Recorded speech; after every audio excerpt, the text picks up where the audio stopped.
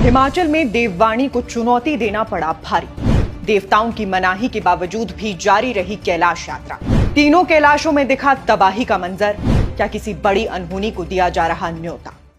हिमाचल के देवता बार बार चेतावनी देते रहे, कैलाश के दर्शन मत करो, मेरी पवित्रता का सम्मान करो। लेकिन हजारों श्रद्धालु हर साल पहाड़ों की ओर बढ़ते हैं, दर्शन करते हैं, पर साथ ही इन्हीं पवित्र स्थानों पर गंदगी फैलाने का क्रम भी नहीं रुक रहा। और जब बारिश, भूस्खलन और आपदा आपके सामने मौत बनकर खड़ी होती है, तभी लोग देव शक्तियों से माफी मांगते हैं, मगर तब तक अक्सर बहुत देर हो चुकी होती है।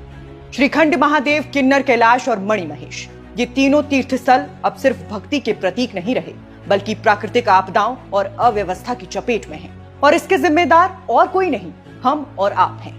कैलाश की यात्रा पर ना जाने की कितनी ही बार देवी देवताओं ने असहमति जाहिर की, ना जाने कितनी ही बार लोगों को चेताया गया कि वो पिकनिक स्पॉट समझकर इन यात्राओं पर ना जाएं। और आज जो आपदाएं आई हैं, ये हमारे ही कर्मों का फल हमें मिल रहा है।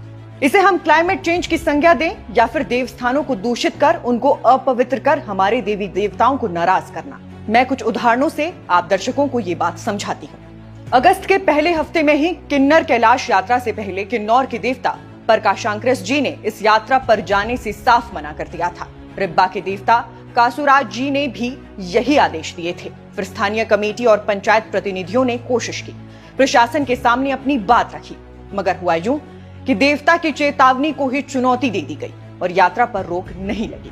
असल में देवताओं का साफ कहना था कि ये यात्रा सिर्फ भक्ति का रास्ता नहीं, पहाड़ों और प्रकृति के बीच एक संतुलन की परीक्षा भी है।